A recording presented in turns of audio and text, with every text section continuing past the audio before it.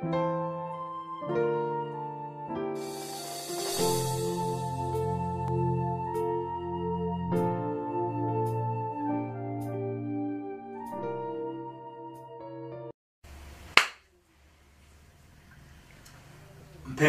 mtazamaji wa MS Online TV, na kukaribisha tena katika mwendelezo wa somo letu linalosema jifunze, jizoeze kuzijua na kuzielewa njia ambazo Mungu anasema na wewe. Kama ambavyo tulikuwa tumekwisha kuanza, huu ni wakati wetu mzuri sana wa kwenda kujifunza siri. Ni wakati wetu mzuri wa kwenda kujifunza siri. Nitamshukuru Mungu alafu tutaendelea. Baba, katika jina la Yesu Kristo ninakubariki kwa ajili ya wakati mzuri ambao Mungu umetupa neema mbele zako Bwana. Katika jina la Yesu Kristo, neema ya kimungu itufunike tena tunapoendelea kuzipata hizi siri za kimungu, maana unasema siri zako zina wao wa kuchao. Bwana wa utukufu, nawe utawajulisha agano lako. Na asante kwa sababu umesema sisi ni mawakili wa siri zako. Huu ni wakati Bwana, kwa Roho Mtakatifu ujifunue, ujidhihirishe, utufunulie hata mafumbo magumu ya kimungu tukapate kuyaelewa. Ni katika jina la Yesu mwana wa Mungu naomba na kuamini. Amen. Karibu sana ndugu mtazamaji wa MS Online TV. Ujuzi, knowledge, maarifa ni nguvu. Unapopata knowledge, unapata power. Knowledge is power. Maarifa ni nguvu. Na ndio maana kwenye masomo haya sasa, kama utafuatilia kwa umakini, kuna maarifa utakayoyapata yatakayo kunyanyua hatua nyingine ya maisha yako ya kiroho. Kwa nini tunao watu ambao wanamaliza mfungo wa siku 40, wanamaliza mfungo wa siku 40, wapumzika siku 2, wanaanza mfungo wa siku 21. Wakimaliza mfungo wa siku 21 wanapumzika kidogo, wanafanya 3 kavu wanaita. Wakitoka kwenye hiyo dry fasting wanaanzisha nyingine tena 40. Mwaka mzima ukiukusana wameishi kwenye maisha hayo tu, wakiunyima mwili, wakitaabisha nafsi. Lakini ukija kuangalia kwenye swala la utendaji kazi, ukiangalia watu wanaoperate kwa kiwango gani kiroho, hailingani na hiyo gharama walioilipa. Usizani mtu aliyefunga siku 40, 21, 7 kavu, huyu mtu umwambie jitahidi kufunga zaidi. Huyu mtu kinachopaswa kuongezwa kikawa sio hicho. Na uenda ukadhani kwamba wengine walisoma kwenye Biblia, labda uenda mifungo labda ndio isaidia. Kuna mambo ambayo hapo sasa ni siri za kiroho ambazo mtu akipata kama atayaishi maisha hayo akiwa na maarifa haya, huyu mtu anaweza kaenda mbali sana. Ndio maana nakukaribisha, hakikisha unafuatana nami hatua kwa hatua, ili basi utakapokuwa ukifanya juhudi zako za kumtafuta Mungu na mambo mengine isiwe bure. Kuna kumtafuta Mungu afu kuna kuwa ni kumtafuta Mungu bure.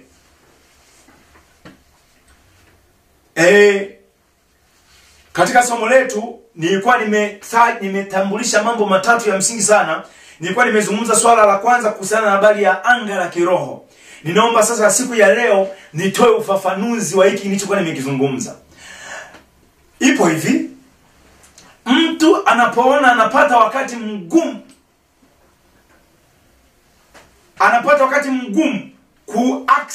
kuingia ulimwengu wa kiroho, huwa shida inakuwa ipo kwenye anga lake, the firmament. Roho ya mwanadamu inakuwa imeambatanishwa na anga la kiroho. Hilo anga lake la kiroho mtu likiwa limefunguka, basi namna yake anaweza kauingia ulimwengu wa kiroho inakuwa ni nyepesi sana. Na huyu mtu kama anga la kiroho alijafunguka, basi anaweza akawa na uwezo mdogo sana wa kuingia ulimwengu wa kiroho. Kwenye moja ya masomo yangu nilifafanua namna ambavyo mtu anapaswa kule rohoni kuna namna anafanywa kama induction. Kuna namna anafanywa kama orientation. Nani amekutambulisha kwenye huo ulimwengu usioonekana? The unseen world. Nani amekutambulisha kwenye ulimwengu usioonekana? Kuna mtu mwingine hajajazwa Roho Mtakatifu lakini anaonaga mambo ya rohoni. Kuna nguvu nyingine, nilisema mwanzoni, the spirit empowers spirits. Mika 3:8 anasema nimejawa nguvu kwa roho ya Bwana. Kwa hiyo roho yake imetiwa nguvu, ila imetiwa nguvu na roho yenye nguvu nyingine. Niliwahi kuangalia kwenye mahubiri mwaka 2006 au 2007, niliwahi kuangalia kwenye session moja ya Scoan Emmanuel TV ya TB Joshua, kukawa America Deliverance of the Satanic General. Huyu mtu ni mwanadamu lakini anasema amewahi kukaa ni wakati mrefu sana akiwa amefunga, ni mnajim. Akawa amefikia sehemu roho yake imewezeshwa. Sasa hajawezeshwa na roho wa Mungu, amewezeshwa na roho nyingine yote yenye nguvu. Yaani roho ikiwa dhaifu inaweza ikawezeshwa au kutiwa nguvu na roho nyingine yenye nguvu. Nitakueleza haya mambo kwenye jambo la pili tu kutoka hapa ninapozungumza. Sasa aliwezaje? Katika miaka 32 alisema muda ambao umemkuta anakula, milo aliyokula unaweza kaihesabu kabisa. Inapatikana hata YouTube, kama utaandika Deliverance of the Satanic General by TB Joshua, utamwona huyo mtu. Na alienda pale kuzipima nguvu. Alikuwa anao uwezo kwa muda mmoja anakuwa yuko Nigeria, lakini kwa wakati huo yeye mwenyewe anafanya kazi tena yuko London. Kwa muda mmoja ana exist maeneo mawili tofauti. Hicho kiwango alichokifikia akikuwa bure. Kuna roho ilimwezesha kwenye ushuhuda wake huo. Sikupi kazi ya kuuamini au kutokuamini. Mimi nautumia kama mfano kwa sababu nayo yafundisha yana demand hicho kitu anakitaka. Anasema kwenye ushindani mmoja wa vyeo kwenye ufalme mwingine wa giza, anasema yeye aliweza kuwashinda, alimshinda, akataja kwenye ushindani alimshinda Mungu, the goddess of India, yani alimshinda kicheo kwenye ufalme ule mwingine. Kulikuwa ambao kwa duniani wanaheshimika kama miungu kwenye dini zingine, lakini kwenye ushindani wa cheo yeye aliweza kuwashinda wengine, aliwataja kwenye huo ushuhuda. Sasa amefikaje huko alipofika? Amewezaje mwanadamu akawa muda mmoja anaoperate, anafanya mambo yake Nigeria lakini na UK bado yupo? Na pale alikuja kuzitesti nguvu. Sasa roho yake iliwezeshwa na roho nyingine. Yeye kama mwanadamu asingeweza kukaa, ukasikiliza tu utaona ni muda gani alikaa, kama ni kufunga, na akasema wengi wanajiita ni wanajim, lakini sio wanajim. Yeye sasa kama ni mnajim alikuwa yupo viwango vya juu. Nikiwa naendelea kufuatilia kile kipindi, kwa mara ya kwanza niliona nguvu za pale ni kama zilitetemeshwa kidogo. Lakini kumbuka Waebrania 12:28, tumeupokea ufalme usioweza kutetemeshwa, unshakable kingdom. Hakuna kitu kinaweza kautetemesha ufalme. Ila mtu kama hajaongeza viwango na nguvu zinafanya kazi ndani mwake ni ndogo, kuna mahali anaweza akatetemeshwa. Yeye sio ufalme. Yule mtu akiwa amekaa pale kwenye siti, TB Joshua anajiandaa kuhubiri, akiwa amekaa pale lakini alikuwa ana disconnect nyaya za umeme. Kwa hiyo kwa mara ya kwanza tunaangalia TV hivi, tukaona kanisa lote lile, the Synagogue Church of All Nations, tukaona umeme unazimika mle ndani. Unazima unawaka. Unazima unawaka. TB Joshua akaambia kwamba God is, akawaambia washirika God is in control, endeleeni kuomba. Alikuwa anaendelea kusaka hivi nini kinaendelea hapa. Na anajua kuna vita inaendelea. Hawajai kuona hivyo. Timu yake ya engineer wanajaribu kwenda kushughulikia na majenereta makubwa, wakifanya wakimaliza kuseti ana disconnect, ila amekaa kwenye siti. Hiyo kwa sababu ipo kwenye mtandao, kaangalia ujifunze. Ulimwengu wa roho umejaa siri, mpaka kiasi chako cha kufahamu siri na maarifa mengi yanakupandisha mahali. Sasa baadaye sana, maana kila akitaka kuanza kuhudumu anatembea upande huu, kanisa ni kubwa ile stage, akienda huku, baada ya muda kidogo umeme unazimwa tena. Akasema hii leo hii ni kali. Sasa ni mwishoni sana, maana alikuwa sasa alipokuwa anataka kwenda kuzima kule umeme, kwa mujibu wa ushuhuda kule akakutana na, kama sio malaika alimtaja kama ni Bwana. Hii awamu ya pili sasa, wakati walipokutana naye akazuiwa asiweze kuuzima na nguvu zake zikatwezwa. Kwa hiyo hayo yote aliyasimulia yeye kwamba mchezo wote ulikuwa unafanyika hapa ya umeme. Ni mimi nimekaa hapa lakini nilikuwa na disconnect umeme, kunikuja kuzitest nguvu. Baada ya ile deliverance session ya yule kule akiwa amekaa pale, lakini alikuwa anaona nyumbani kwake majoka yote aliyohifadhi aliona yanatoka kwa kasi, yanaondoka. Sasa huyu mwanadamu amepata wapi nguvu hizi? Yaani amepata wapi nguvu za akikaa pale anaona na nyumbani, akikaa pale anaona anaona kwenye majenereta kule system za umeme, amepata wapi? Roho yake imewezeshwa na roho zingine zenye nguvu zaidi. Ameyaweza hayo mambo yote sio kwa njia ya Roho Mtakatifu, ila ameyaweza hayo mambo yote kwa kuwezeshwa na roho nyingine. Roho yote yenye nguvu. Roho yote yenye nguvu. Niliwahi kupewa ushuhuda huu na baba mzazi. Waliwahi kwenda wakiwa bado wao vijana, waliongozana kwenda kumwombea binti tu. Binti ana mapepo, amefungiwa kwenye chumba, lakini ana nguvu zisizo za kawaida. Nguvu amezitoa wapi? Amekuwa empowered na roho nyingine. Vijana wameambatana pale, vijana wa CGM wameambatana, vijana wengi wakimshika hivi, binti akitikisika hivi, wote wamemwagikia upande wa kule. Akitikisika hivi, sasa sema huyu msichana ametoa wapi hizi nguvu? Amekuwa empowered na roho nyingine.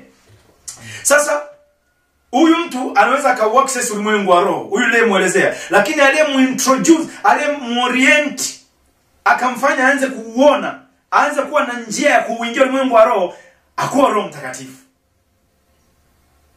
Kwa sisi hapa tunajifunza ili kwamba tujue Roho Mtakatifu ana uwezo wa kukufanyia induction, ukaanza kuwa na access, ukaona namna ya kuanza kuingia ulimwengu wa roho. Ni ngumu sana kabla ya kuwa na Roho Mtakatifu. Maana ni lazima kuwe kuna nguvu nyingine. Mwanadamu kwa asili yake haiwezekani iwe imekufanya uwe una uwezo kuingia kule rohoni. Na utapoanza kuona mambo hayo, manake anga lako la kiroho liko wazi. Anga la kiroho likiwa wazi, basi mtu anakuwa na experiences, anakuwa na uzoefu wa matukio ya kiroho. Watu wengi nimezungumza hao, atakwambia mambo ya ratiba ya siku 40, siku 21, siku 40, wakienda mbali sana. Atakwambia kwamba nimeota kwenye ndoto.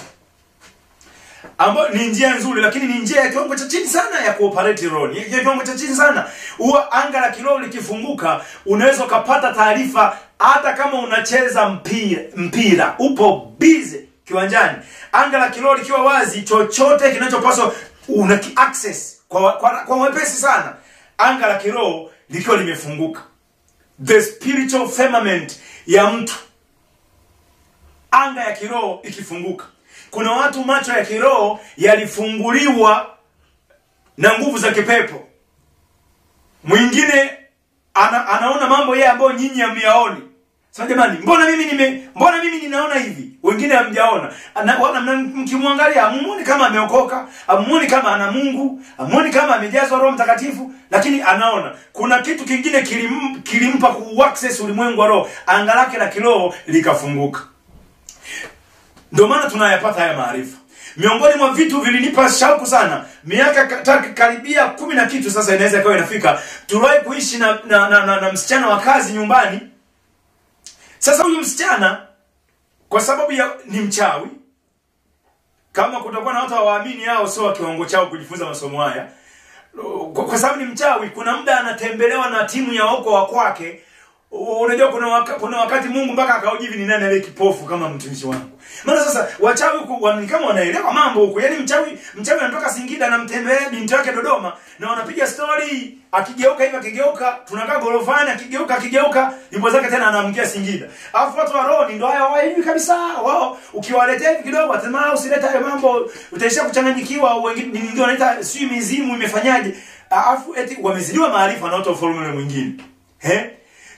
Huyu binti tukiwa naye wakati huo, siku moja usiku nimetoka kuoga kama saa 4 saa 5, yuko sitting room, kumbe anataka test. Anataka test je, na mimi naona kama anavyoona. Sasa ametembelewa na sio ni bibi au mama kutoka huko kwao. Akaniuliza kaka yule nani? Alafu mimi kwa kaka sababu sioni, alipogundua sioni akabadilisha mwelekeo, akaniambia yule anaimba pale. Nikajibu huyo ni mwimbaji wa nyimbo, nikamtaja jina. Wakati ulikuwa na DVD ya Pastor Safari, alikuwa anaimba kwenye TV. Sasa kama itamfikia ni kwa lengo tu zuri. Sasa ikawa imepita. Huko mbele kuna wakati katokea jambo ambalo tulikuja sasa tumejua ni nguvu za adui, tukambananisha mahali. Wakati tumembana sasa tayari nguvu zimebana kwamba huyu ni wa ufalme mwingine. Wakati huu sasa nikambana kumuuliza aniambie ni nini siku ile kilikuwa kimetokea. Hapo sasa kaniweka wazi kwamba bwana aliyekuwa amekuja hapa ni bibi. Nimesahau kama ni bibi au mama yake. Lakini akamtaja ambaye alikuwa amekuja na yeye anafanya naye conversation. Ila nilipotokea kwa ghafla, alitamani ajue na mimi namuona.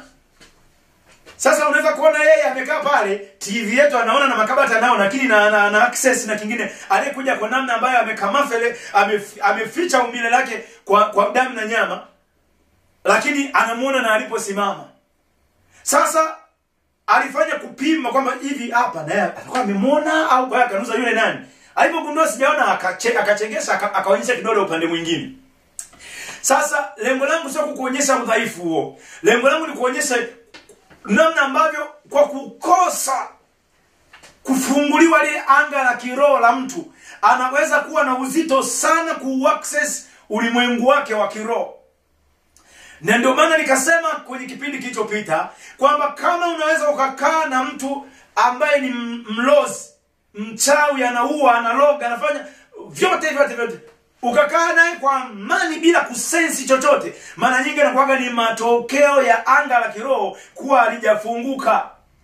Kulipaswa kuwe na repercussion, yani hivi falme hizi mbili zimekutana hapa, zimekutana hizi falme mbili. Namna hii na huu zitakuja, zote ni kingdoms. Wanasemaga kukiwa na equal charges hivi zina tabia ya kurepel, zitakataana, yani zitakataana. Haiwezekani city moja hivi safari ya moja kwa moja Ruvuma mpaka Tabora mkiwa mmekaa zenu na amani kabisa, akinunua na mwindi anakukatia, mnaendelea pamoja. Huyu mwenzako ni mlozi wa kula watu kabisa. Palipaswa kutokea namna fulani ya repercussion kama huo ukinzani wake hapo. Kama anga la kiroho likifunguliwa, litakuwa linarahisishia kazi ya kuona kinachoendelea upande mwingine.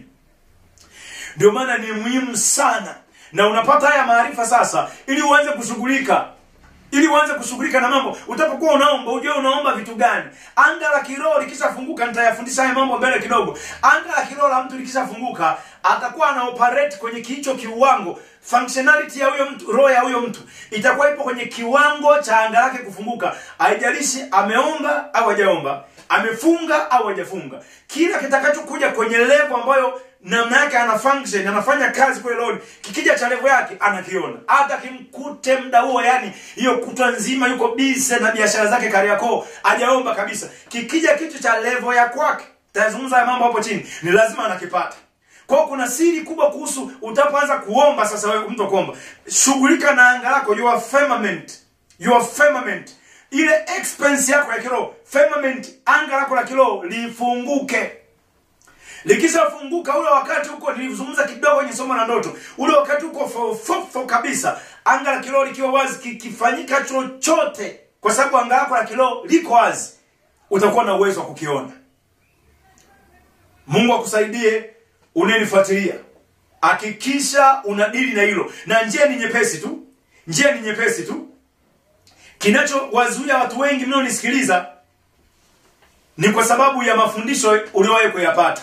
Na wengine hakupata mafundisho. Kuna mtu ana juhudi nyingi za kiroho, juhudi nyingi pasipo maarifa. Kwa sasa mifungo yote ambayo tukikusanya kwa mwaka wenye siku 365 na robo, yeye kwenye huo mwaka anakuwa amefunga siku 200 na kitu. Mwingine hata zinafika siku 300. Kama mtu kila wiki ana siku 4-5 za kufunga, ukizidisha kwa idadi ya miezi, unaweza kwa idadi ya wiki 52 unaweza ukaelewa. Lakini huyu mtu bado pamoja na haya yote, kuna namna firmament, anga lake la kiroho alijawa wazi. Wengine ni kwa sababu hawakupata msingi wa mafundisho. Kuna watumishi hapa duniani, wao wanajua hizo siri. Kila aliyomfundisha akaanza kufanya kazi kwenye kiwango hicho. Uwezo ukafanya kazi kwenye hivyo viwango hata kufundishwa au hujafundishwa. Na huenda watu wanakaa kwa uoga, wanaogopa labda kuna namna kwamba hawayagusa, na wengi wana tabia ya kutokuyagusa. Ingawa vile vile ni ngumu kuyagusa kama mtu yeye mwenyewe personally, kibinafsi hayaishi hayo mambo. Sasa kuna mambo kadhaa ambayo mtu anaweza akayafanya. Nataka nizungumze kuhusiana na mambo ya anga la kiroho la mtu. Kuna watu ambao malezo walioyapata kiroho, mafundisho walioyasikia mara kwa mara, yalikuwa yana viwango vilivyowaruhusu hao watu waweze kutenda kazi huko, sababu wanaoyasikia ni hayo. Kuna watumishi wa Mungu ambao unawafahamu, waliwachukua tu vijana wao mashemasi, wengine walichukua vijana wao makameraman, ila wakakaa nao wakawatrain. Yale maarifa yalipoingia, yale maarifa waliyosikia yakawafungulia kitu kingine, anga zao za kiroho zikafunguka, wakaanza kufanya kazi kwenye viwango hivyo vya kiwango cha mafunuo ya kimungu walioyapata. Kama utayasikia mambo fulani hivi, ya standard ya chini, naweza kusema hayagusi kule upande mwingine, itakuwa ni ngumu mpaka itokee tu neema nyingine. Lakini ukiyapata mafundisho, ni mlango wa kwanza wa kushughulikia na your spiritual firmament, anga lako la kiroho kufunguka. Kwa hiyo kuna watu walipata mwanya wa kuanza ku-access, wakawa oriented kwenye ule ulimwengu ule mwingine usioonekana, kwa sababu ya aina ya mafundisho walioyasikia tena na tena. Sasa niambie, kama mchungaji anayekuhudumia au mwalimu au mtume au nabii, masomo yake mengi anachambua kwa kina mambo ya ulimwengu wa roho, wewe msikiaji mwenye unayasikia unapata neema, kwa sababu kutokea kwenye maarifa yenyewe ni nguvu. Inaweza kukuchomoa mahali ulipo, ikakubadilishia mahali ulipo. Kama ulisimama kwenye kiwango fulani, ukahamishiwa daraja kwa sababu ya mambo unayoyasikia. Mambo unayoyasikia yanaweza kaingia ndani, yakajenga msingi fulani wa kiimani, alafu kwa sababu ya hayo maarifa, mambo yakaanza kuwa dhahiri kwenye maisha yako. Watu wengi mnanisikiliza sasa hivi, lakini watu wengi mambo mengi ya kiroho hayako dhahiri bado. Ni kwa sababu kuna spiritual firmament, anga ya kiroho haijafunguka. Wapo watu ambao, naomba niweke hii sawa, kuna watu ambao walipata tu kitu walifanywa spiritual impartation. Ni kama waliambukizwa. Ukisoma katika kitabu cha Hesabu 11:16 mpaka 17, utaona tukio fulani la uambukizo wa roho. Leo nitalifafanua ili kwa kina linafanyikaje, kwa sababu ni mambo hayazungumzwi, na walio yajua ni wachache. Wakifanya, muda mwingine unaweza kuonekana labda ni imani potofu. Sasa ni kitu cha kibiblia. Musa alipokuwa anafanya kazi ngumu peke yake, asingeweza kumchagua subordinate, achague tu msaidizi yoyote tu akae afanye, wenda wangemwharibia kazi hata kumpindua. Ndio maana kama kuna watu unafanya nao kazi wako chini yako, hakikisha Mungu amekupa neema, watu wana sehemu ya roho yako, watafanya awepo, hawezi kupata idea hata kukupindua. Mambo kama ya kupinduliwa na vingine wanakuwa wanafanya, afu subordinates hawana sehemu ya roho yako. Sasa Mungu alifanya kitu kinaitwa impartation, spiritual impartation. Alikuwa anataka kuwaambukiza kile alichoweka ndani ya Musa kiwepo ndani ya watu wengine. Maana alikuwa akikaa kwenye kiti chake asubuhi, anafanya hukumu mpaka jioni. Familia zile ambazo karibia familia 623 kwa idadi ya watu wanazidi milioni 2 kithiolojia, Waisraeli wakiwa jangwani. Familia hizo zote wana mwamuzi mmoja, Musa. Wakitoka familia hii, mke wangu amefanya hivi, hata suluhisha, wakiondoka hao inakuja nyingine. Familia 600 ni mgogoni kila siku ile mwamuzi. Yethro au Yeueli ambaye ndio huyo Yethro, kwa na mida akamwambia mke wangu utachoka. Sasa Mungu anachokifanya hapa, alihamisha sehemu ya roho ya Musa, ndio tunaita impartation. Ikaenda kwenye vichwa vya wale watu 70, wote wakaanza kufanya kazi ambazo Musa alipaswa azifanye. Hawakuanza tu kwa maagizo, kulifanyika impartation. Impartation ilikuwa inabeba kitu cha kiroho ambacho Musa anacho. Haikuhitajika watu wote muambie kwamba jamani huyu Musa ndiye. Kile kitu cha kiroho chenyewe kinakaa kinajitetea, kinajitambulisha. Wengi wanaofanya ushindani, wanashindana, kuna kitu cha kiroho hakipo. Nilisikitika sana kuona mchungaji fulani akisikia Dar es Salaam kuna semina makaseki hiyo wiki, hata kama nakupanga naye anatangaza semina ya kwake. Lengo ni kuzuia watu wasiende. Sasa unahangaika nini kushindana? Kile kitu cha kiroho kilichobebwa chenyewe kinajidefend, chenyewe kinajitetea, kinajitangaza, ni kile chenyewe. Uhitaji kutumia nguvu zako na akili zako za kimwili. Uhitaji wala kwenye wito huu wa kimungu, hakikisha kusiwe na mahali unashindana. Wewe kuna kitu ulipewa kukifanya, utashughulika nacho hicho tu. Shughulika na hicho unapoenda kukifanya kwa uaminifu, kina matunda makubwa hicho. Hautapimwa kwenye vitu vingine, unapimwa kutoka kwenye vitu ulivyopewa. Sijisumbue na talanta za wengine. Kama una dinari 8, Yesu amekupa, amekuamini kwenye hizo, unaweza kumzalia matunda. Hizo dinari zako 8 akija atakupa ujira. Yeye anajua namna. Yesu alitoa mfano wa wale ambao walianza kazi asubuhi saa 2, wengine wakaja wengine saa 6 mchana, lakini kuna wengine waliajiriwa saa 11 jioni, karibia na muda wa kazi kuisha. Muda wa kulipo, wote akawapa dinari sawa. Aliyefanya kazi tangu asubuhi, kwa sababu yeye ndio muamuzi wa, he is the one who justifies. Yeye ni muamuzi wake, anajua. Kwa usishughulike sana na kushindana. Usishindane kwa neno lolote, wa Filipi 2:3. Shughulika na kile kipengele ulichopewa kukifanya na utauona mkono wa Mungu. Sasa kuhusu impartation, kinachokuwa kimefanyika, na naomba hapa sasa tuelewane vizuri. Watu wengi wamekuwa nafikiri nabii amekuwekea mkono ukaanza kutabiri, wanafikiri yeye ndo mgawaji mwenyewe. Akugaia angekuwa ni cha kwake, yaani angekuwa ni cha kwake yeye, anagawa kwa mtakaye. Maandiko yeye mengi vitu yatangue.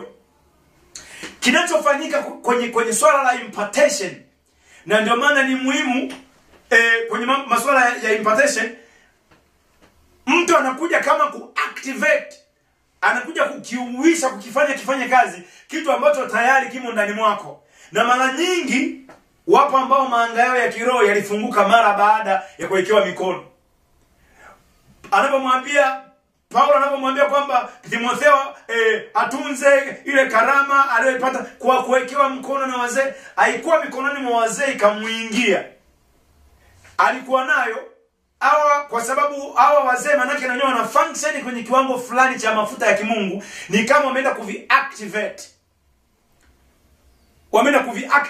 vifanye kazi. Ila ulipojazwa roho wa Mungu ndani mwako na kuzaliwa upya, vilikuwemo. Wanakuja kama kuja kuviactivate. Na kosa neno zuri hapo la Kiswahili, lakini ni kuja kuvifanya sasa vifanye kazi. Ni kama vilikaa dormant, vinasubiri kuamshwa, vikaamshwa vianze kufanya kazi.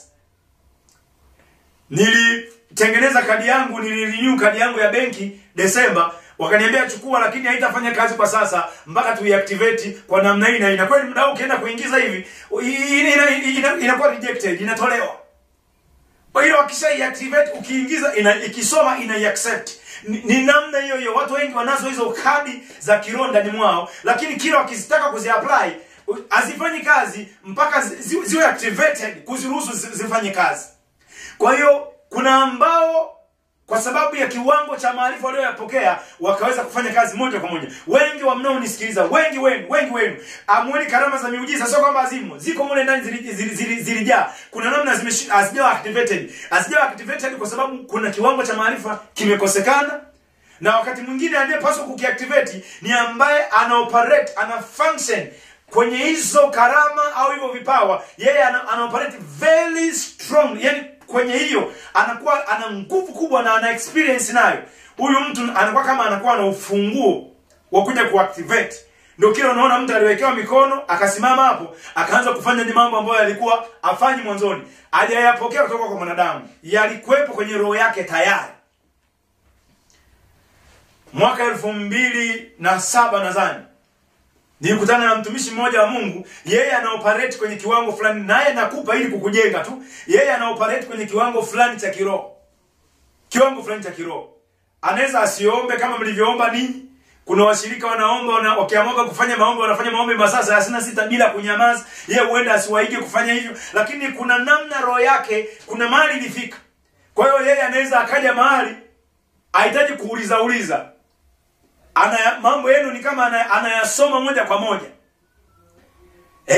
Kwa sababu kuna mahali amefika. Nitazungumza haya mambo kwenye lile jambo la pili kuhusiana na hierarchy, ranks, madaraja au vyeo kwenye ulimwengu wa kiroho. Sasa alituombea wengi pale. Alituombea wengi pale. Lakini kuna mambo sikuwa nimeweko yaona. Nimetoka kwake, yale ambayo nilikuwa nayasikia, nishawahi kuyasikia na nikajifunza. Nikayaona mara moja tu, kesho yake kuanzia siku hiyo nikayaona. Sasa nikagundua siri kuhusiana na mambo ya impartation. Yeye hiyo ofisi hapo anafanya kazi hizo huduma muda wote. Unaona? Sasa baada tu ya kutuhudumia na kutuombea, ni maalum kwa ajili ya huduma na utumishi. Nikashangaa nikijiandaa na huduma napata taarifa za naotaka kwenda kuwahudumia popote tu nilipo. Lakini hicho kitu sikuwa nakiona, hajanipa huyu mwanadamu. Kilikuwepo, lakini sikuwa na maarifa huenda ya kutosha kufanya kazi kwenye hicho kiwango. Kwa hiyo nimebaki na silaha ambayo haifanyi kazi. Huyu ambaye tayari ana operate kwenye hivyo, alivyoviombea wakatumike kwa viwango hivi, ni kama alienda kufanya, aliweka activation code, akavifungua vianze kufanya kazi. Nakumbuka nimesimama stand na huduma, nipo kwenye kituo cha mabasi cha Mwenge wakati huo, napata taarifa ya huko ninapoenda kufanya huduma. Kwamba huko ninapoenda kufanya huduma ilikuja kama wazo, na nitazungumza tena kuhusiana na jinsi ya kujifunza na kujizoeza. Hivyo vitu vitatu, mwili, roho na nafsi, zote ni medium za communication za kimungu. Sasa kilichokuja kutokea, nikiwa nimesimama kwenye kituo tu cha daladala, nikapata inakuja kama wazo kwenye akili kwamba huku unapoenda kuna mgonjwa wa jicho la kushoto. Alafu hilo tukio likaambatana na kitu kwenye mwili wangu. Naomba nirejelee tena yale niliyozungumza juzi, kwamba huu mwili unaweza ukauzoeza. Mungu anaweza akazungumza, mwili huu wenyewe ni medium ya communication na Mungu. Yaani anaweza akazungumza kwenye ngozi yako, kwenye nywele. Tulimuona yule Elifazi anasema pale kwenye Ayubu 4:15 kwamba pepo ilipita mbele yangu, nywele za mwanangu zikasimama. Mwili, kila ulichonacho kwenye mwili wako, kila kilichopo kwenye nafsi yako, kila kilichopo kwenye roho yako, chochote ni medium. Anaposema kwa habari ya mwili wake huyu mtumishi wa Mungu Daudi, nafsi yangu mwimidi Bwana. Akasema na vyote vilivyomo ndani yangu vilihimidi jina lake takatifu. Vyote. Kama kuna ini ulilonalo ni medium of communication. Nimeshangaa kuona kwenye maombolezo Yeremia anaomboleza, ila anahusisha kiungo chake cha ini. Jambo la ajabu sana. Nikasema kumbe mpaka ini linaweza kuwa medium ya mawasiliano. Medium ya mawasiliano. Kwenye kitabu cha Maombolezo 2:11 akataja ini langu. Chochote kwenye mwili wako, vyote vilivyomo ndani mwangu vilihimidi jina lako takatifu. Chochote ulichonacho kwenye mwili, chochote ulichonacho kwenye nafsi yako, chochote ulichonacho kwenye roho yako ni medium ya communication. Kwa hiyo mimi nikiwa nimekaa pale, ujumbe ndio maana nasema jizoeze, sijue, alafu jizoeze. Unapoenda kujizoeza, zile njia zinakuwa strong, zinazidi kuwa strong kwenye maisha yako. Sasa ona muunganiko ulivyokuwa. Wakati limekuja wazo la kwamba kuna mgonjwa wa jicho langu la upande wa kushoto likafanywa mawasiliano, likasheki, likatikisika mpaka nikawa sijaona hivi vitu, likatetemeka afu likakaa sawa. Mpaka lilijifumba, likatetemeka. Ni mguso ambao hizo gestures mbalimbali zinazoweza kujitokeza na vitu vingine vyote, zote ni njia za mawasiliano. Kwa hiyo wakati wazo linakuja kuna mgonjwa wa jicho husika likajifumba na kutetemeka, likatoa ishara fulani, ili mradi nijue kama ka shot kamepiga hivi kwa haraka. Kwa ujumbe kumbe kuna mgonjwa wa jicho, ila jicho lenyewe ni la upande fulani. Maana sasa kuna wakati location unaweza ukatajiwa kila kitu kwa usahihi, siwe kama umebahatisha. Ukisema kuna mtu anasumbuliwa na jicho, wenye matatizo ya macho wako wengi. Kwa hiyo inaweza kaonekana ni ubashiri wa kujaribisha. Lakini exactly ukajua ni jicho la kushoto, shida yake ni hivi na hivi na hivi na hivi. Kwa sababu taarifa zimekuja. Unaweza kuona sasa hapo nafsi yangu imetumika, afu na mwili wangu umetumiwa kupata taarifa. Kwenye nafsi limekuja wazo. Maana kwenye nafsi ya mwanadamu ndio kuna utashi, kuna akili, kuna hisia, uwezo wa kufanya maamuzi na mambo mengine yote yameambatanishwa na nafsi. Niwahi kuifafanua nafsi kama driving force. Lakini sasa utaona ujumbe umekuja kama wazo ndani ya nafsi, alafu huku mwili umepokea signals za kuconfirm, kuthibitisha kilichopokelewa kwenye nafsi kule ndani. Kwa hiyo kama Mungu amenena na mimi sio kwa verbal voice, kwa sauti ya kusikika, amezungumza kwa wazo la nafsi, mwili umedaka signals zile za Mungu, kumetokea kitu cha kunijulisha kama signal, kaishara kamekuja.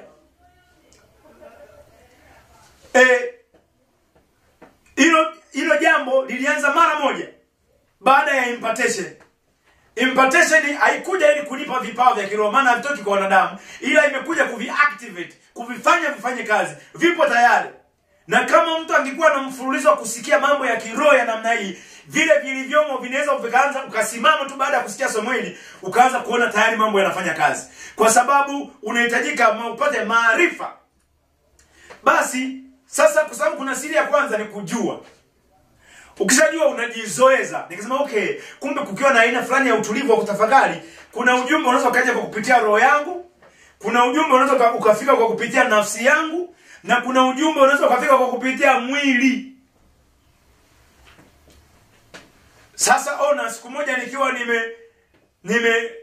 nimekaa naangalia kipindi cha Benny, mvua inanyesha, ila ni Alhamisi, huduma ni Jumapili, lakini ule muda wangu wa utulivu, kuna muda anga la kiroho kuna jambo linataka kutokea, kuna kautulivu kanaweza kakakujia.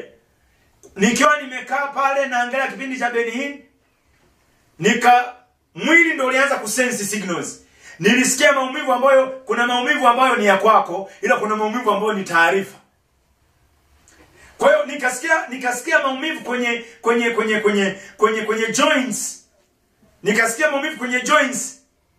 Ule utulivu niliokuwa nao pale, nafsi ikaweza kuchambua kwamba hapa kuna taarifa inakuja. Kwa hiyo unaanza sasa unaona, nilijua hilo. Kishajua unajizoeza ili siwe mara moja. Watu wengi mnawe kutokana na matukio ya kiroho yakatokea mara moja. Yalipotokea mara moja hayakuendelea, maana amkujifunza siri za kujifunza. Alafu baada ya kujifunza unajizoeza.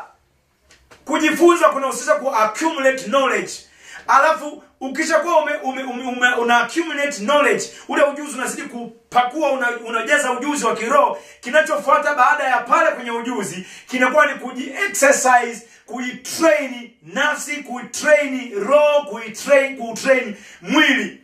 Kuna watu mlio kusikia sauti ikakupa taarifa ya kimungu, alafu hivyo tukujaga mara moja shwa ikaenda zake mazima.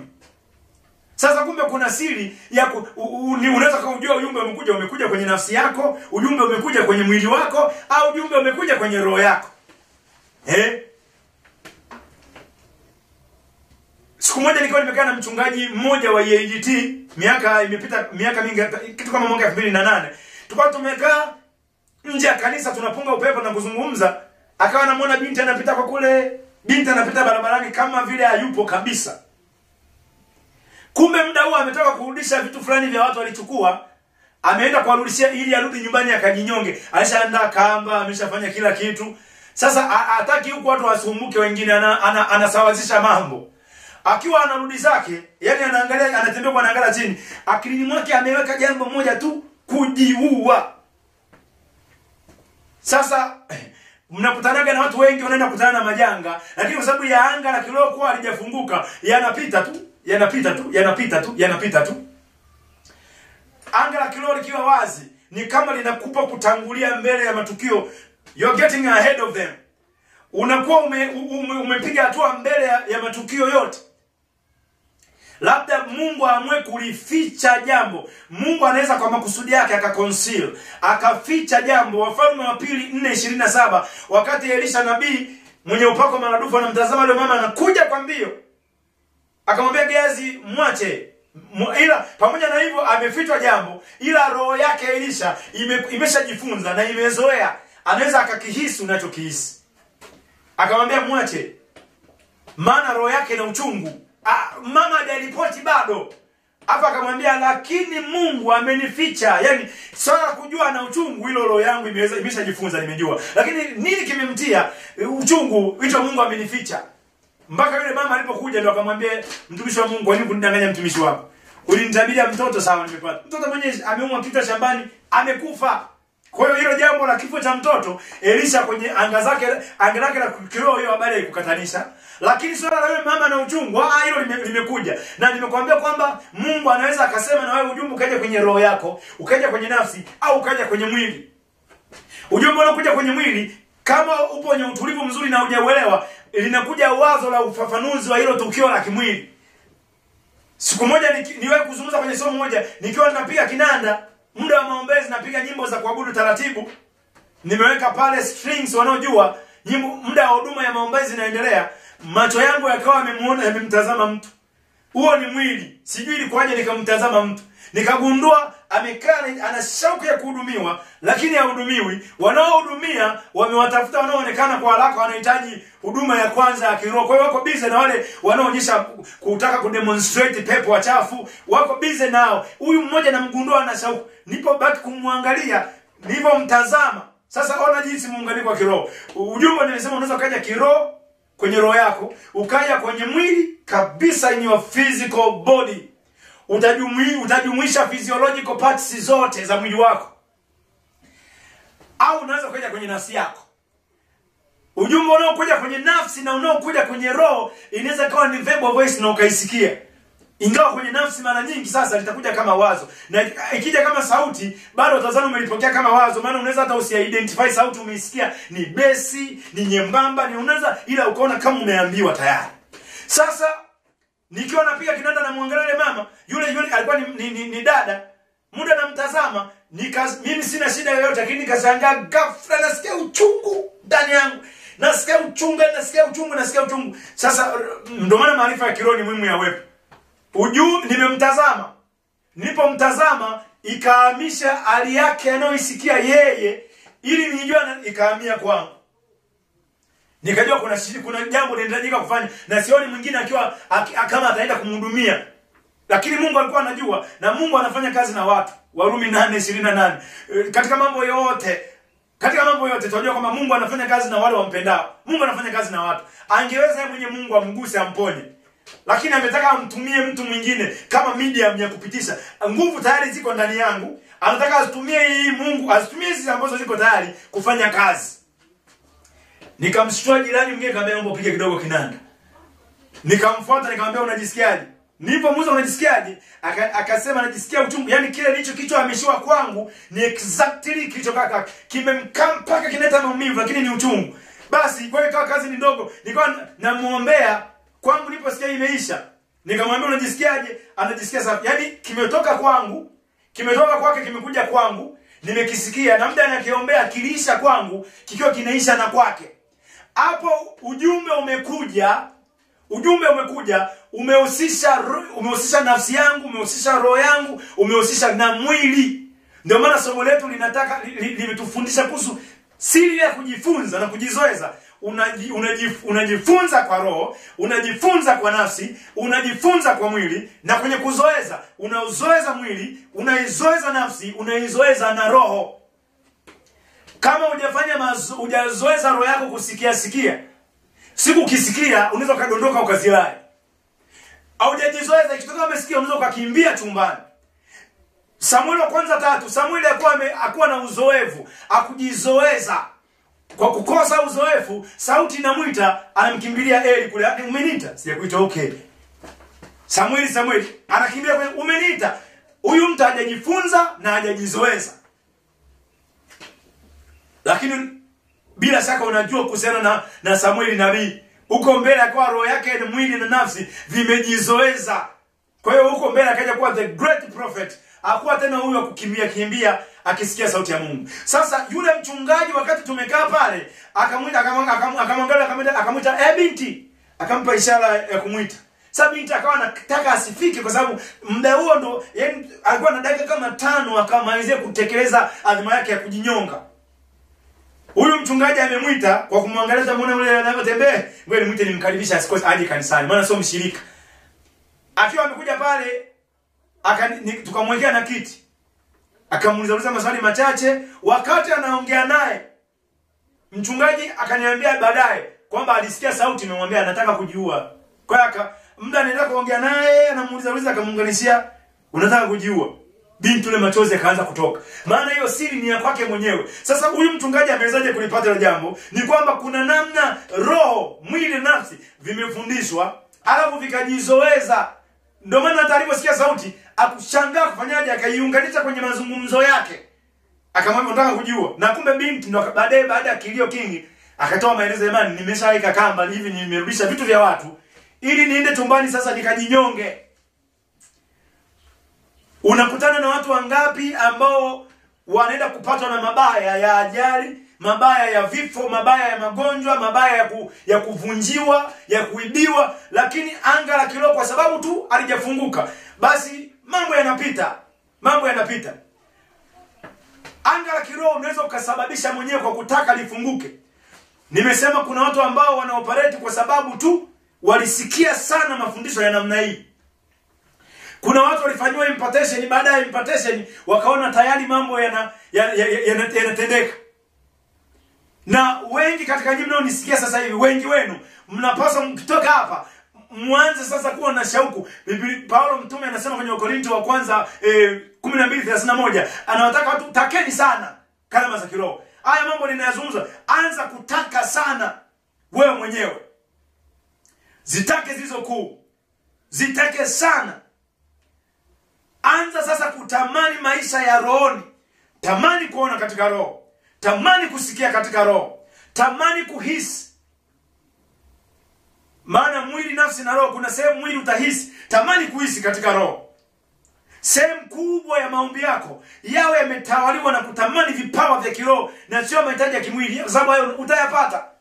Utapokuwa bize sana kuombea upate gari, sio mbaya ukapata gari. Lakini unaonaje ukawa na shauku kubwa, una miezi 3 na mlingana Bwana, kuna jambo mahali pa kiroho natamani ufike.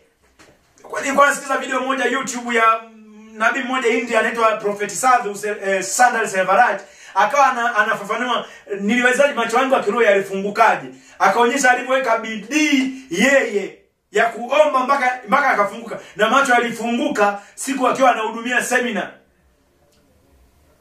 Akaona ghafla anaona msalaba wa Kristo. Machozi yakamtoka.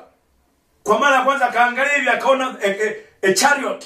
Anaona gari lenye farasi na ufahamu wa kiroho ni mzuri uko mbele. Akawa akiona hivi, anajua kutofautisha huyu ni malaika, huyu ni kerubi, huyu ni nani.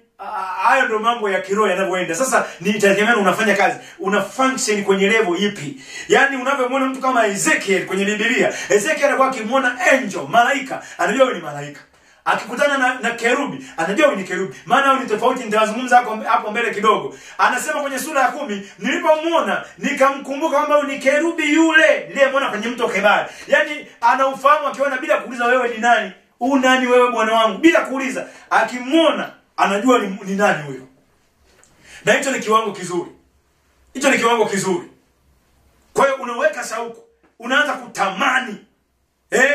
Unatamani kuona katika roho, unatamani kuishi maisha ya kiroho, unatamani kuhisi katika roho, unatamani kusikia katika roho.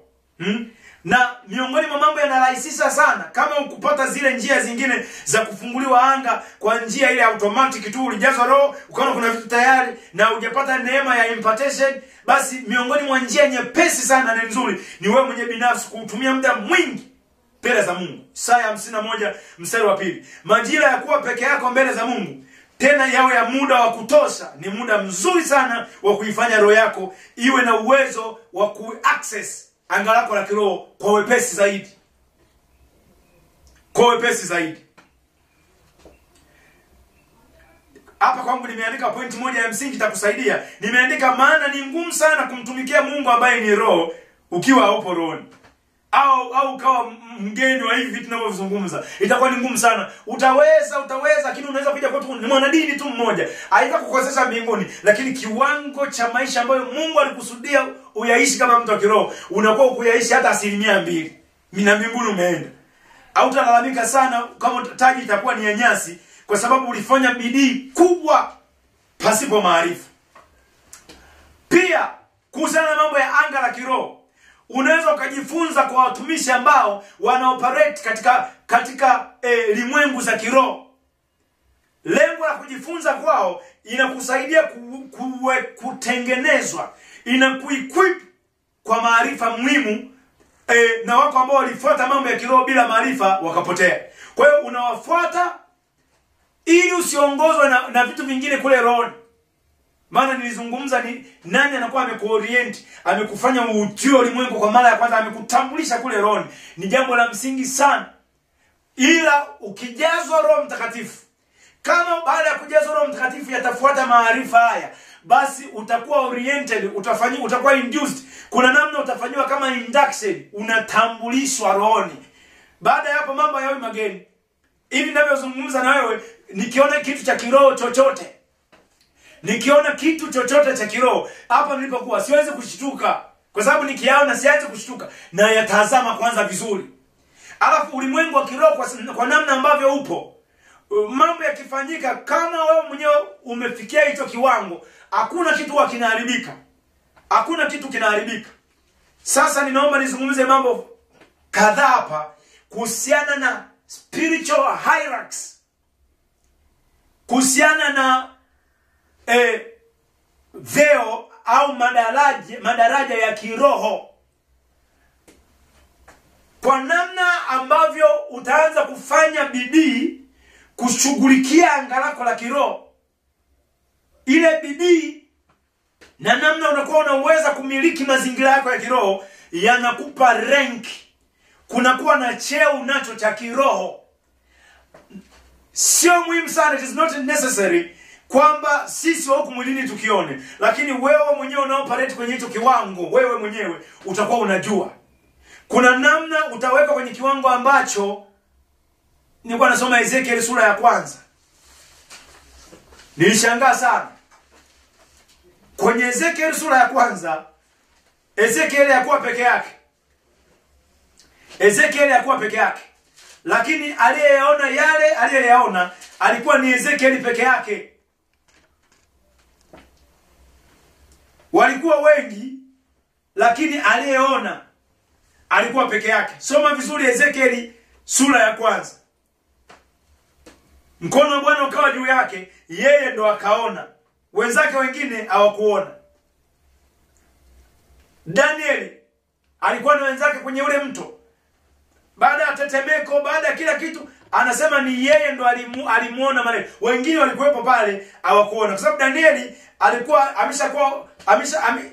tayari kwa oriented kule rohoni. Yanayoendelea, kiwango chake cha kiroho kilikuwa kinamruhusu ayaone.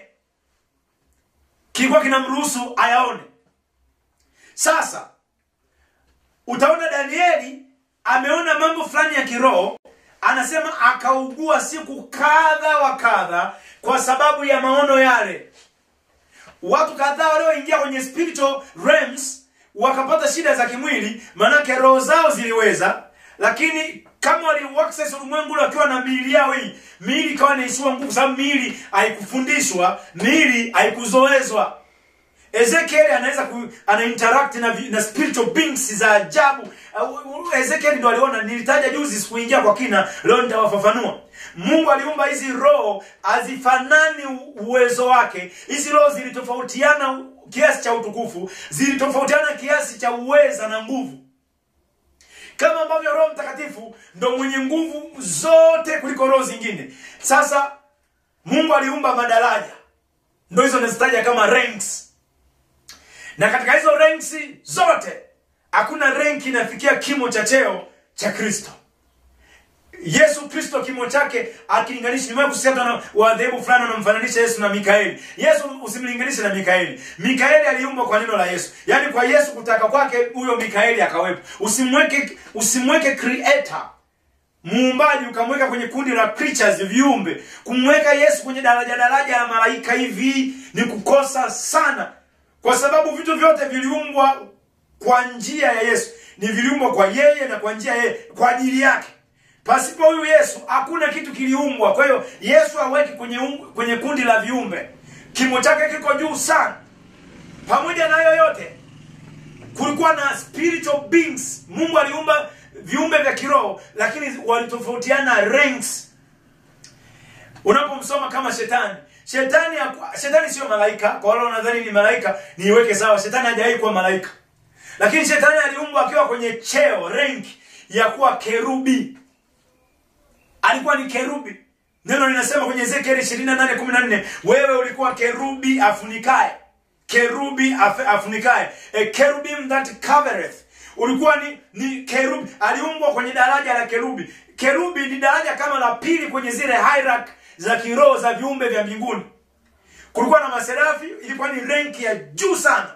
Nilitoa ufafanuzi kwenye lile somo langu jingine kwamba kilichofanya maserafi wasio wametajwa sehemu nyingi kwenye Biblia. Biblia yote vitabu 66 hivi, labda usome dokumenti nyingine ambazo hata mimi nazisoma, huko utawakuta wametajwa. Lakini Biblia nzima unakutana na neno maserafi kwenye Isaya 6:2 na mstari wake wa 4. Yaani jina serafi ametajwa hizo sehemu mbili, hajataja pengine popote kwenye Biblia.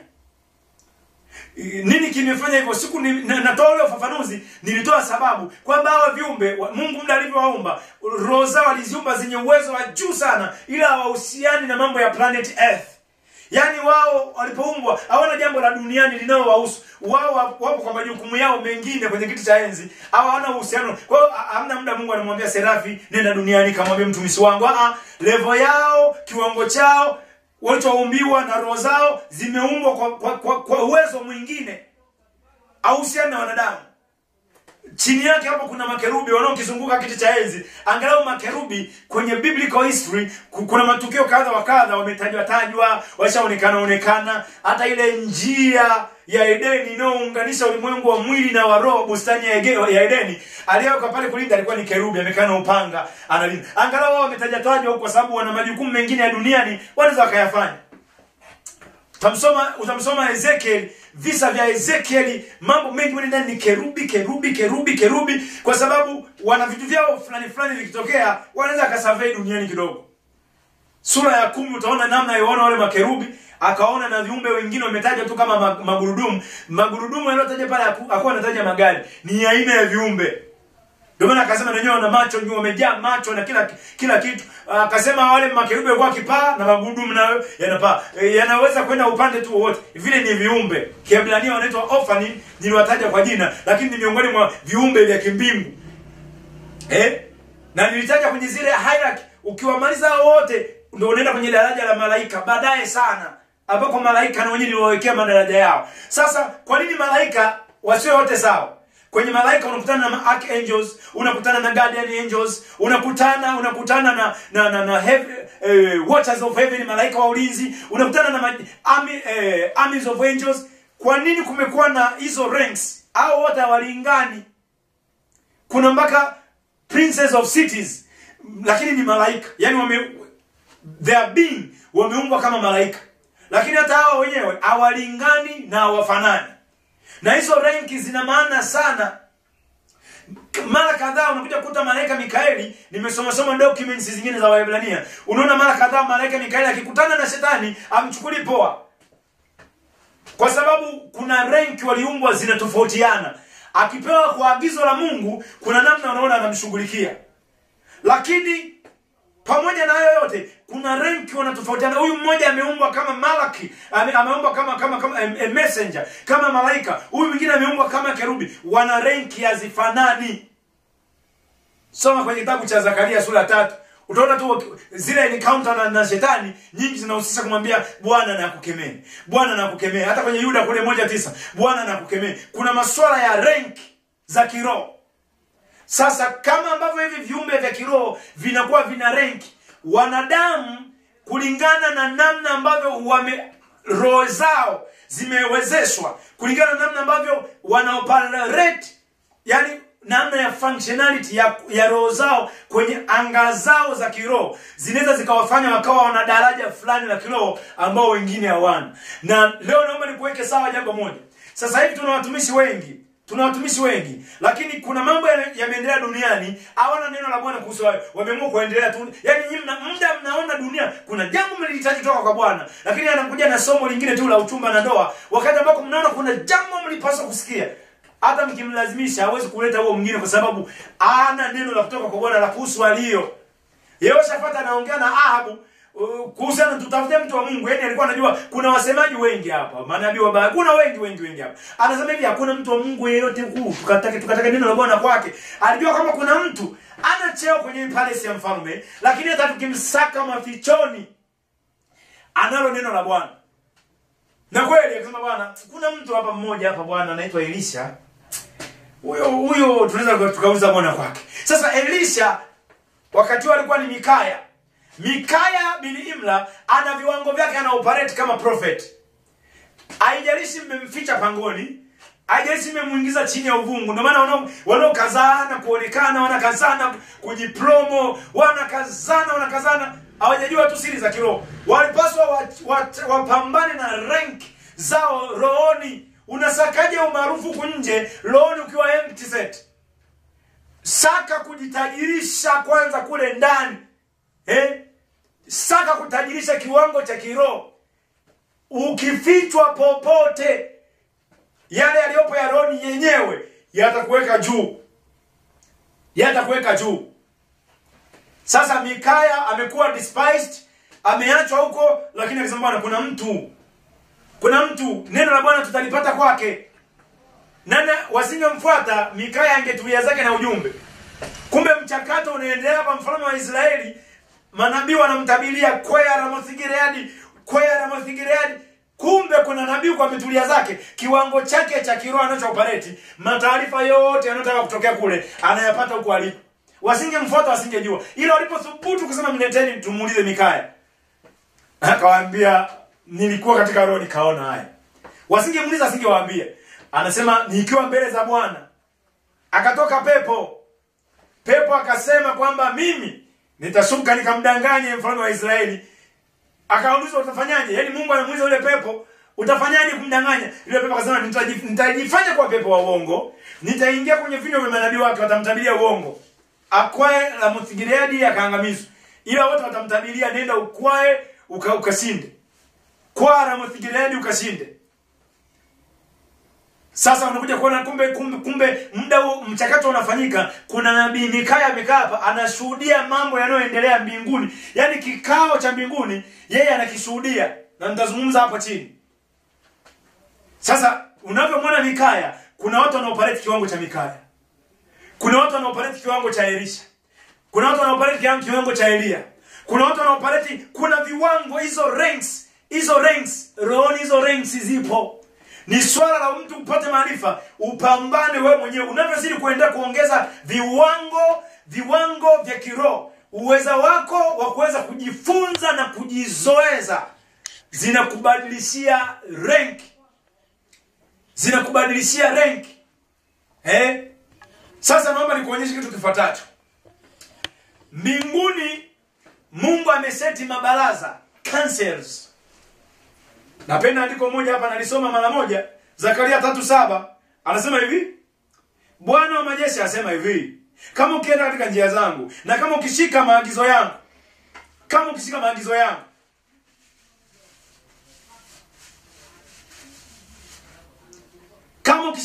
yangu, anasema hivi, ndipo utakapohukumu nyumba yangu na utazilinda nyua zangu, nami nitakupa nafasi ya kukaribia kati yao wasimamao karibu. Yaani kumbe kule mbinguni kwenye zile councils za kimungu, unaweza ukawa unaishi duniani, lakini kuna moja ya council kulingana na umefika rank ipi kiroho. Kukawa kuna council una function na unaiattend hiyo ukiwa duniani. Kile kikao kilichokaliwa mbinguni kujadili swala la Israeli, mfalme wa Israeli kuungana na mfalme wa Yuda Yehoshafat kwenda kuvamia, aidha wavamia au wasivamie Ramoth-Gileadi. Mjadala ule ulifanyika kwenye moja ya councils ya kule mbinguni.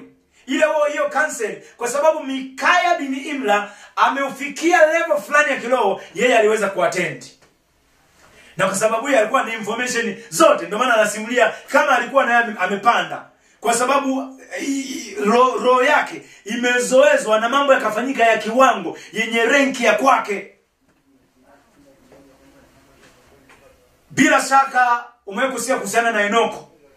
Kwa wanaosoma Biblia watakuwa wanafahamu kwa uchache, na wanaotumia sources zingine watakuwa wanafahamu kwa upana wake. Enoko alikuwa anatembea na Mungu.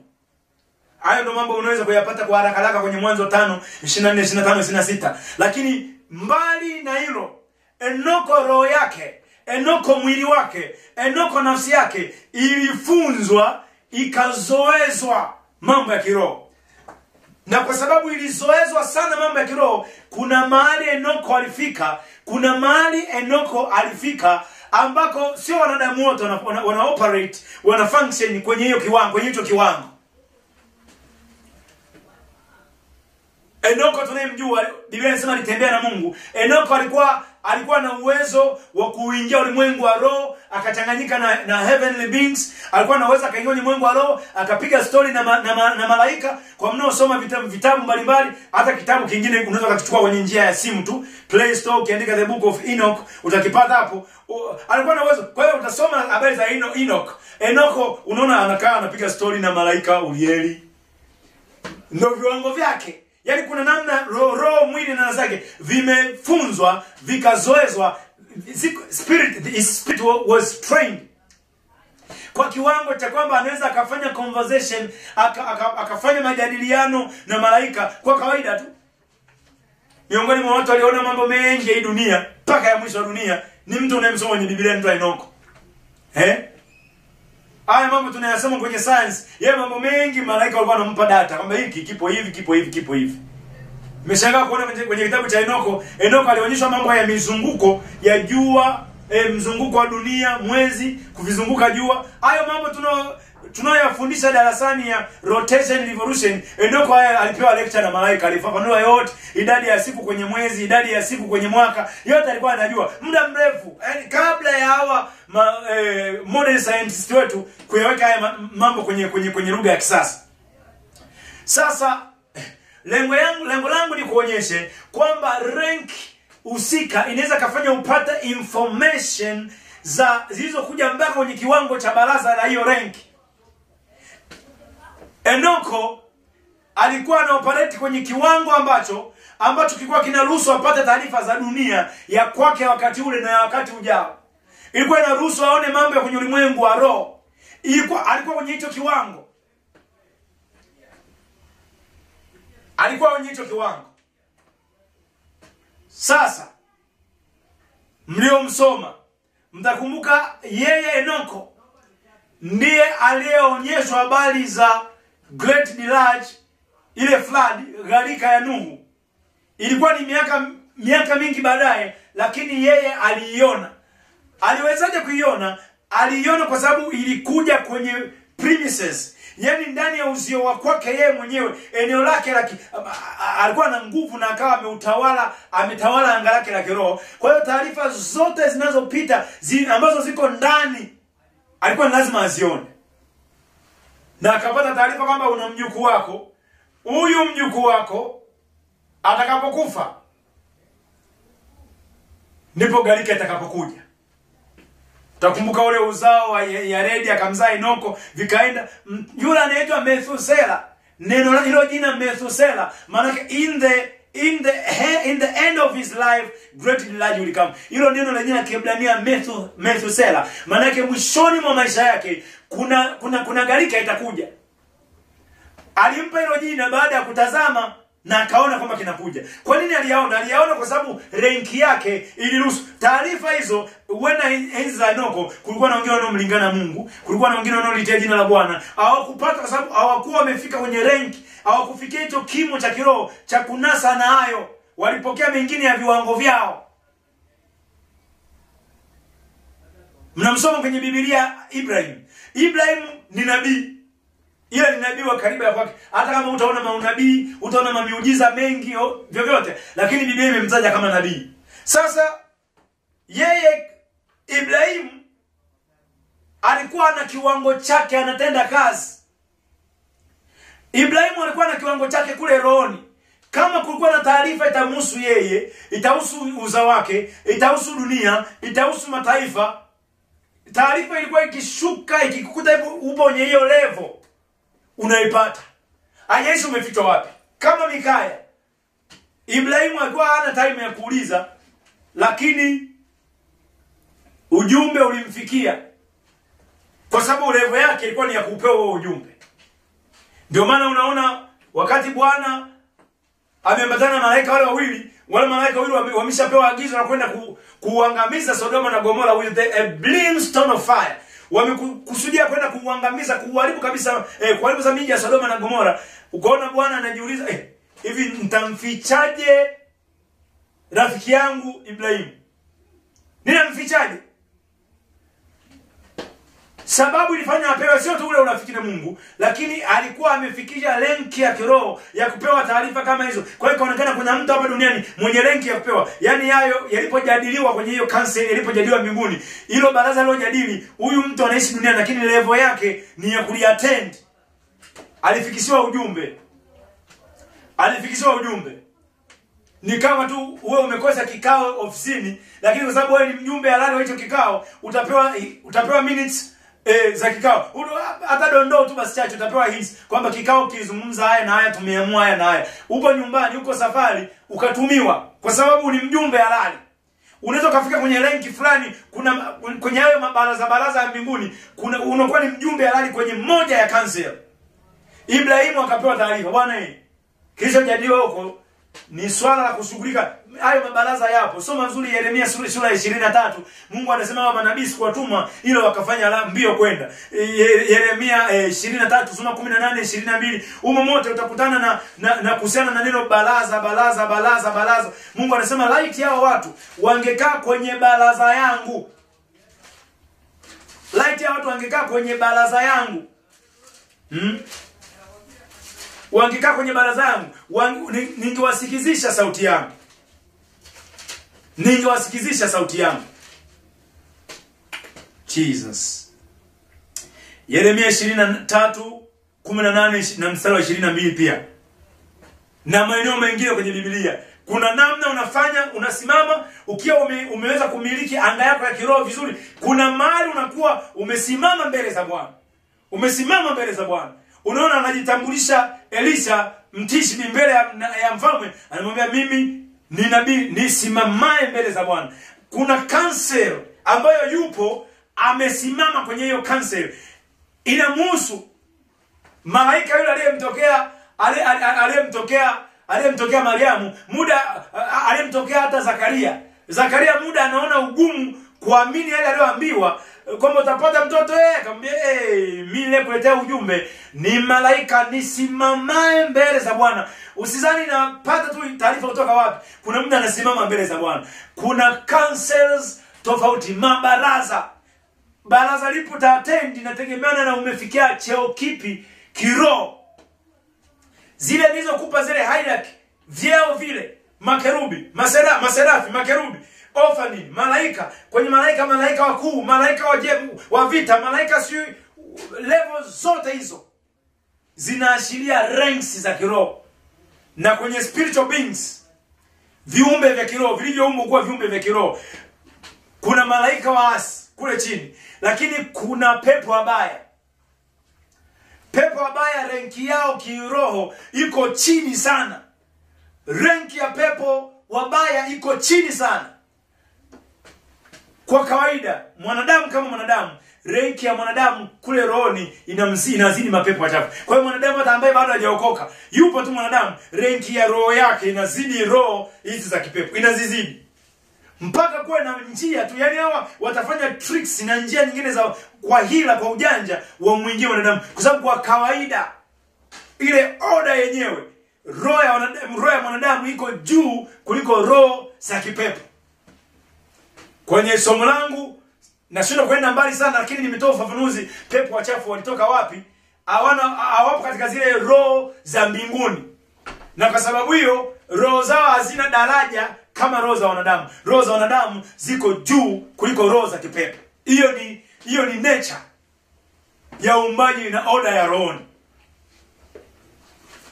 Kwa hiyo sasa utaona kwamba hizi ranks, hivi vyeo, kimo cha cheo cha rohoni ndio kitakuruhusu uhudhurie baraza lipi kwenye yale mabaraza ya Mungu. Na taarifa zinapokuja sasa, taarifa zinakuja zikiwa zimehusisha mabaraza fulani. Kuna taarifa itakuja itaishia baraza fulani. Walio kwenye level hiyo watapata taarifa.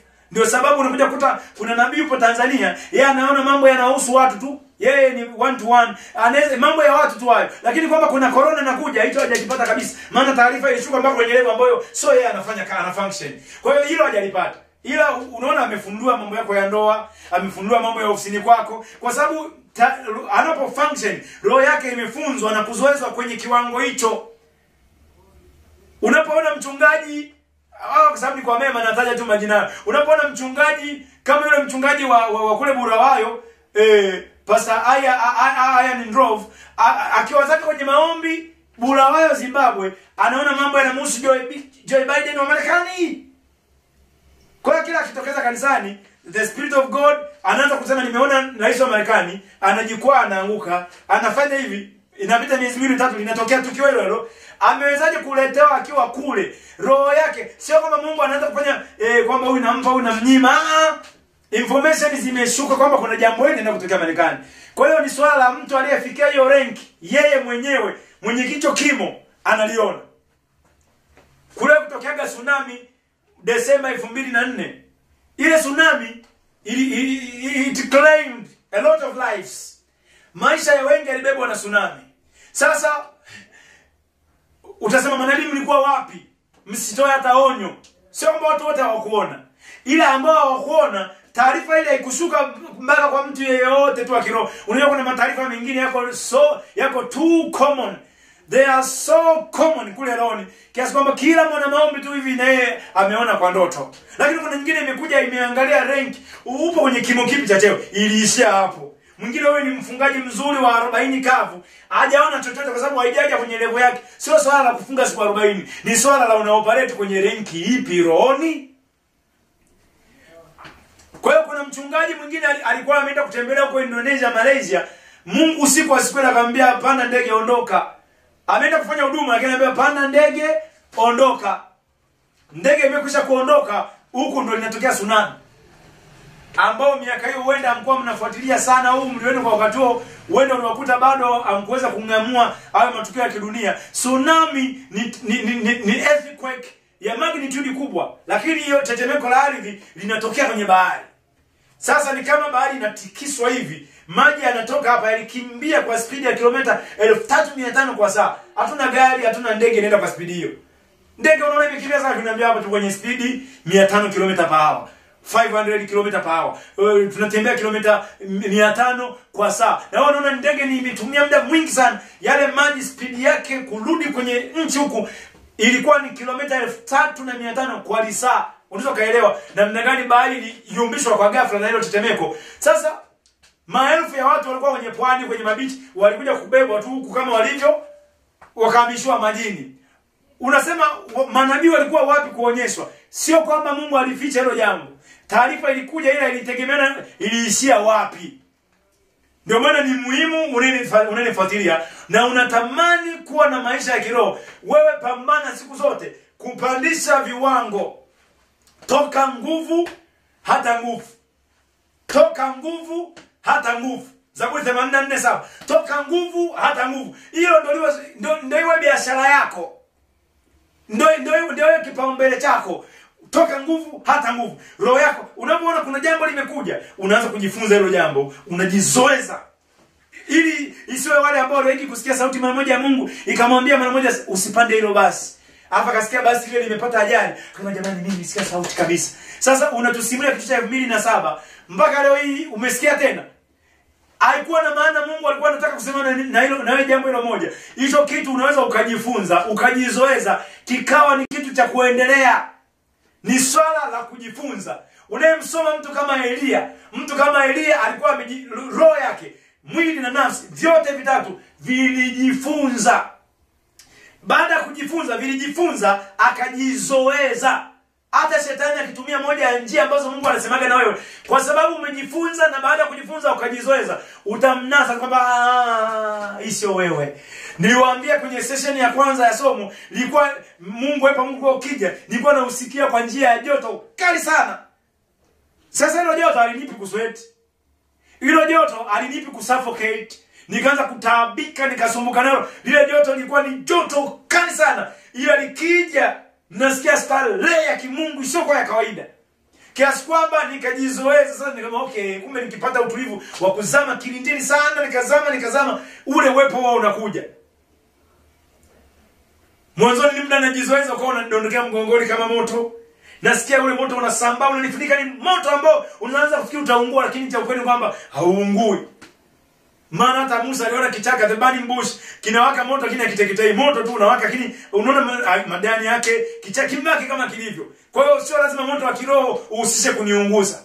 Sasa baada ya kuzoea, kawa kuna muda mwingine usikia unapanda wa kutoka miguuni, na ukija nasikia ile la ya kimungu, naona nizidi kumwabudu Mungu. Shetani kuna siku counterfeit, akafanya photocopy ya hicho nilichokizoea. Si ajabu. Wakorintho wa 2:11-14-15 anasema kwamba shetani hujigeuza kuwa malaika wa nuru. Kwa hiyo sio ajabu hata watumishi wake nao wakafanya kitu cha namna hiyo. Sasa shetani alifanya kama copy. Nikaona uwepo unafanana na huo unakuja. Lakini ule wewe unakuja, kwanza sijauita, sijauendelea mazingira uje, sijautaka. Afu umekuja, naona amani ya moyo inakimbia. Kwa hiyo shetani ukishajifunza ukajizoeza, hata shetani akitaka kukopi, utamnasa tu. Kwamba sikujifunza hivi, sikupokea hivi, sikupokea hivi. Sasa Elia akiwa amekaa pale, amesha muda wa mvua kunyesha umefika, anamtuma mtumishi wake, kachungulia huko vipi huko, kuna mawingu kidogo ya mvua, maana nishaliita jina la Bwana hapa, nafungulia ile mvua niyo mbingu nilizozifunga zisinyeshe. Nimezifungulia, naona kitu bado hakina dalili. Nenda kaangalie. Unajua akiwa mtu hivi, njia za kiroho ni za ajabu sana. Njia za Mungu ni za ajabu sana. Elia anashuhudia miamba inapasuka, tetemeko la ardhi. Yule Mungu mwenye kuogofya sana angeweza kutumia hizo njia, lakini amejifunza, amejizoeza. Hakubabaika, maana wenda hata aliyeleta hivyo wenda hata akuwa Mungu.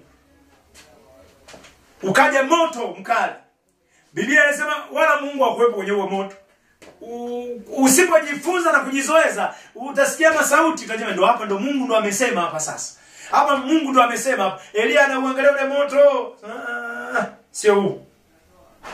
Sio huu. Moto ukishajua ameugundua, shetani kama ndo ameuleta, unaenda zake. Anasubiri tena inakuja earthquake. Tetemeko linatishia, mawe yanadondoka. Elia ambaye amejifunza na kujizoeza anaangalia matetemeko, anasema sio hiki. Moto, tetemeko, vurugu inakuja, tufani, bila Mungu hayumo. Alafu mwishoni inakuja sauti ndogo kabisa, eti ndio Mungu anakuja kusema kwamba kupitia hiyo sasa. Hizo ndizo faida za kujizoeza, na ni faida za kujifunza na kujizoeza. Mimi hapa nilipokaa na ninakazana, si kwamba nimekwisha kufika. Hakuna ambaye atakwambia nimekwisha kufika. Kila mtu unapaswa ukazane. Lakini hapa nilipokuwa, hakuna namna nguvu za giza zitapita kwenye my bedroom nikiwa sijapata notification. Nitapata notification.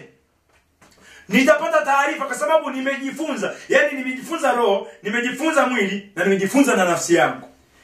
When my body fails, ikitokea mwili wangu umeshindwa, nafsi itajua. Nafsi ikitokea imeshindwa, roho yangu itajua. Haviwezi vikashindwa vyote. Nitakaposhindwa vyote, Mungu ataleta breakthrough kwa namna nyingine. Tutajifunza hayo mambo kwenye somo la vita vya rohoni. Siku moja nikiwa nimepumzika baada ya kuomba kuanzia saa 5 mpaka saa 9 usiku. Naomba nilikuwa nimekaa kwenye kiti. Muda nimepumzika tukitandani hivi, nikasikia nguvu za giza zimenikamata. Wale waliozoea ushindano wa kiroho wanaweza kaelewa. Watu ambao maanga ya kiroho haijafunguka, yakitokeaga mambo hivi hata wengine hawezi kuyagundua kama yametokea.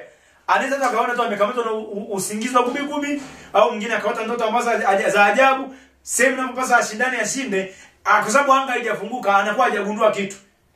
Sasa nikagundua nimekamata. Kwa hiyo nikajigundua mimi ni fulani, nishaamka hapa, lakini nguvu zimenikamatia. Kwa hiyo sasa ninaona, ninajua kinachoendelea, lakini sina uwezo. Nguvu mwili umeshikwa. Nguvu za nafsi yangu, maana nimeshikisha kuamka. Wakati ukiwa umelala fofo kabisa, wakati huo sehemu kubwa ya mwili na nafsi havifanyi kazi kama ambavyo roho inahusika. Lakini kwa muda kama ule nilipokuepo, nafsi ilikuwa inahusika na mwili unahusika, sababu nilikuwa nimeamka, lakini najigundua nimeshikwa. Yaani ningeweza kujisikia kwamba mimi ni fulani. Hapa kinachoendelea ni hiki na hiki, nikiwa nimeamka. Katika hali hiyo sasa, kulikuwa na radio kubwa pembeni, kuna mhubiri wa saa 9 anaomba kwenye radio kwa njia kubwa. Maombi ni ajabu sana. Nikawa naona napata kama ushauri unaingia wazo kwenye nafsi sasa. Kwa sababu sijalala, ila nimekamatiwa pale na nguvu. Ushauri umekuja kama wazo kwenye nafsi, nyosha mkono wako uiguse radio. Sijui Mungu ana siri gani na maombi, kwamba ilihitajika maombi yanisaidie. Nikafanya bidii kutaka kunyosha mkono kuigusa radio, lakini nguvu zilikuwa zimekamata, nikaona sina uwezo. Kwa muda huo mfupi ilibidi zipite ndoto zingine za kunisaidia, maana nifanye majaribio ya kukemea, ya kuomba, haijawezekana. Zilibidi zije ndoto, short dreams za kunifanya nikemee kwa roho. Kwa hiyo ghafla nikaona nipo kwenye barabara, muda ya matukio yanaendelea, nikaona nipo kwenye barabara, kuna mzee mmoja anamrushia mwenzake uchawi na mimi nauona. Kwa hiyo nikaona na ukemea ule uchawi kwa jina la Yesu kwa roho yangu. Muda na ukemea unataka kuleta relief fulani huko nilipokamatwa, lakini hiyo ndoto ikapita nikiwa sijafanikiwa kujirelease. Ilipoisha ikaunganika nyingine, nikamwona mtu mmoja ambaye ni kiongozi wetu, alikuwa kiongozi mratibu, alikuwa wakasipeta Tayomi, mnaoifahamu, kwa huo mkoa ambao nilikuwepo. Nikaona ghafla anaingia ndani mwake, amefungua geti. Alafu akataka aingie ndani, akaahirisha, akarudi uwanjani akaanza kuomba. Nikaona nimeungana naye kwenye yale maombi. Yale maombi ya pale yakafumwa huko nilipo nimekamatwa. Zile nguvu zikawa kama mtu mmoja amezifukuza pale kwa nguvu, na zikajikusanya zikapotea zote na nikiwa naziona. Ingawa nilikuwa kwenye chumba chenye giza totoro. Sasa ona jinsi uhusiano wa mwili, nafsi na roho. Yaani hapa kuna kitu mwili unashindwa, roho hiyo nafsi ambayo imekwisha kufunzwa na kuzoezwa inaweza. Kuna mahali nafsi inapata shida, roho iliyofunzwa na kuzoezwa inaweza. Vimekaa hivyo vitatu vinasaidiana. Ni swala la mtu kuvitrain, avifunze. Akishavifundisha anaanza kuvifanyia mazoezi. Sasa Roho Mtakatifu alikuwa amenipa lugha. Maana nimesema tunajifunza na kujizoeza njia ambazo Mungu anaweza kusema na wewe. Roho Mtakatifu alikuwa amenipa lugha ya kwangu, ndio kwa naielewa. Maana bado napigiwa simu wengi sana wameongea somo na ndoto, wanapiga simu sasa nimeota hivi. Hiyo kazi mnayoifanya ni ngumu mno, kutaka ndoto zako zote upige simu uelezewe, utasumbua tu watu bure. Kwa sababu umepata mambo ya kwako, siri za kwako. Mimi ndoto zangu simwambii mtu, labda nampa tafsiri. Sio kumpa, kwa sababu ndoto kama ameileta Mungu, ni kwamba Mungu ananinong'oneza mambo yangu, bwana kuna hiki na kuna hiki na kuna hiki. Mungu ananinong'oneza mambo yangu. Sasa siri zangu. Kwa nini tunanena kwa lugha mpya? Tunanena kwa lugha mpya ili mtu anene siri zake na Mungu. Mambo ambayo haujayajua bado, kwa njia ya lugha mpya unayazungumza na Mungu. Sasa ni sawa sawa na namna hiyo. Unapoleta ndoto zako zote usimulie, ni siri zako ulizonongonezwa wewe mwenyewe binafsi, unalazimisha ziwe public. Ndio tafsiri yake. Mambo mengi ambayo Mungu anakuambia kwenye ndoto ni mambo ya kwako. Anafanya tathmini ya mambo yako. Ni kama hivyo wewe unaonyeshwa mambo yaliyoko mbele. Kama kuna jambo atakushuhudia uwashirikishe watu ng'ombe ni sawa. Lakini sio kurupuka usingizini. Simu, mchungaji unajua nimeota hivi. Vyote. Wengine anapiga simu na kuuliza ndoto za mwaka juzi. Nyingine zishafikia hata expiry date. Tukidili na hiyo leo. Maisha ya kiroho unaweza ukasinzia sasa hivi ukapata zako lunch ukamwona niegeshe nipumzike kidogo. Ndani ya dakika 10 ukaota ndoto kama 3 zingine. Unataka na upige simu kweli? Maisha ya kiroho kwa namna hiyo yatakuwa ni magumu sana. Na hicho kiwango ni kiwango cha chini sana. Kwenye hizi rank nazungumzia kiwango ambacho bado ni cha kupiga simu kutaja ndoto zako tu. Hicho bado ni kiwango cha chini. Unapaswa utoke hapa. Maana hizo ni hiyo medium ya communication ni ya kawaida ambayo Mungu anaitumia kukurahisishia kazi. Kama ndoto Mungu amesema na wewe, ni Mungu anakunong'oneza mambo yako. Kama ni ndoto imetokana na nafsi yako iliyojengwa, ni kwamba roho yako imefanya survey ya mambo yaliyoko mbele, imeona yakaja kama reflection kwenye nafsi. Umeonyesha mambo ya baadaye kidogo. Haina maana yoyote uanze kutype essay kwenye message kutafuta umepata mambo ya kwako yanayokuhusu, mambo ya watu wako. Kwa hiyo unapaswa wewe umekwisha kukua, tukue. Uwe kwenye kiwango cha kuweza kushughulika na mambo kama hayo. Maana ukibaki wa kuandika message kuuliza tafsiri ya ndoto tu, ukibaki huko, lini utafika kwenye renki za kwanza kujua mambo gani yanaletwa kwenye mabaraza ya kimungu ambayo wewe umeifikia renki yake?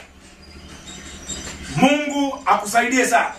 Kwa hiyo sasa, kama ambavyo Henoko roho yake ilikuwa inafanya kazi kwenye kiwango ambacho taarifa za mambo ya gharika zilimjia. Usizani gharika wa kufunuliwa watu. Mungu afanye jambo Amosi 3:7 bila kuwajulisha watumishi wake manabii siri zake. Lazima inafika tu. Likija anaangalia nani yuko kwenye hiyo level linamwendea. Henoko alikuwa ametulia zake, lakini roho yake ipo kwenye hicho kiwango. Habari ya gharika ikampitia. Nimesoma kitabu cha Henoko nikaenjoy. Habari ya hukumu ya Mungu, roho yake ilikuwa kwenye kiwango cha kujua hukumu ya Mungu. Tangu wakati aliambiwa ni vizazi 70 toka sasa. Sasa vinahesabiwa vipi? Inaweza kuwa ni mtihani. Lakini Henoko alichungulia mpaka hukumu yote inapofanyika. Kumbe ndio itakavyokuwa hivyo, sawa. Rank yake iliruhusu ya kutembea na Mungu. Yaani alikuwa anatembea na Mungu kwa kiwango kilicho ruhusu. Kwa nini huoni malaika?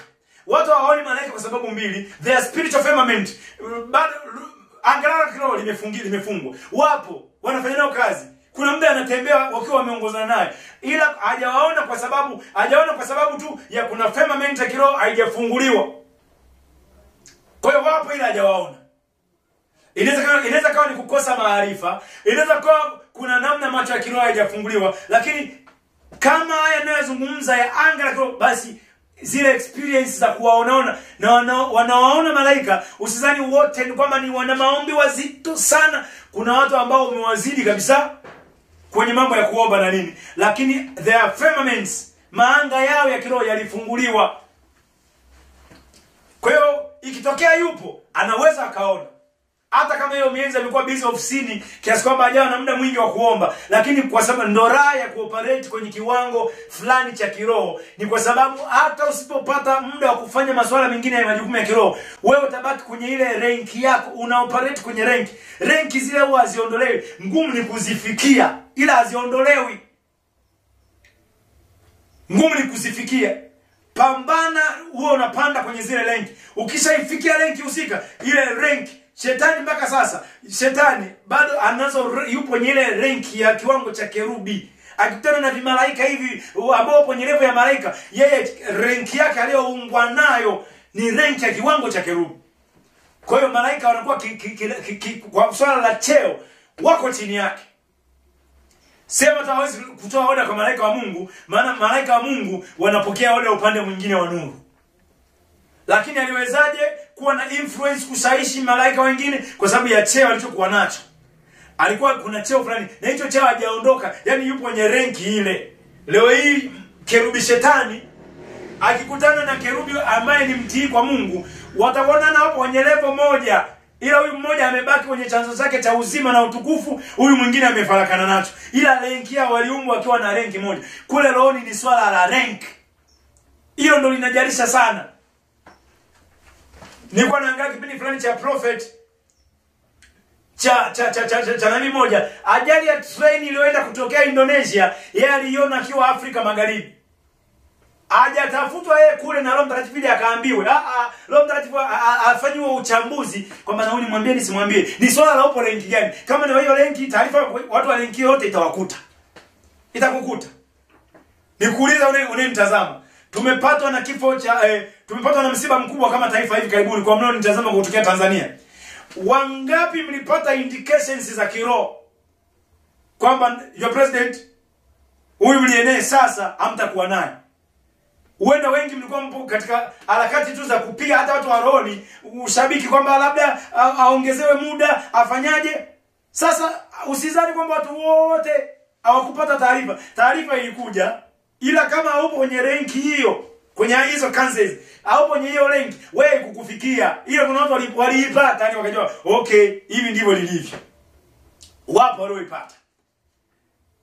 Kuna matatizo ya corona. Exercise yourself. Kuna sehemu ya jiulize tu, ni mara ngapi umepata taarifa za kimungu za kuhusu corona? Sio kama uombe wewe. Sio kama ufungi. Hayo unayafanya. Ni swala la unaoperate upo kwenye level ipi. Ndio maana taarifa zinazohusu corona zinaweza zikaja, zikakuta wewe unapooperate zenyewe zimeishia anga jingine. Nadhani sasa mtazamaji unaanza kuona picha namna ambavyo ni muhimu kupanda madaraja. unapanda madaraja, na siri ni kama ambavyo nimekwambia, unaanza kushughulika na anga la kiroho lifunguke, alafu unaanza kuongezeka, utaanza kujifunza na kujizoeza. Unapoongezeka viwango vya kuweza kulimiliki anga la kiroho na kuwa na functionality ya juu, utendaji wako kazi nyingine inakubadilishia rank. Mungu ataposhuka mahali kufanya jambo lolote, watu wenye hiyo rank wanalinasa. Watu wenye hiyo rank wanalinasa. Kuna jambo linaenda kutokea mbele kwenye uso wa dunia, watu wanafikia nyelevo fulani wataanza. Muda wengine bado mmekaa mnafundisha mambo ambayo sio ya wakati huo. Kuna watu wanalinasa jambo husika, wataleta masomo ya ambayo kwamba jamani, tunapoelekea kuna hiki, kwa sababu taarifa imemfuata kwenye kile kiwango chake. Anza kukazana. Hii ni shauku yangu, hii ni kiu yangu, kuona kwamba ndugu yangu mtazamaji, unaanza kubadilisha kiwango chako cha kiroho, unaanza kupanda kwenye kiwango kingine.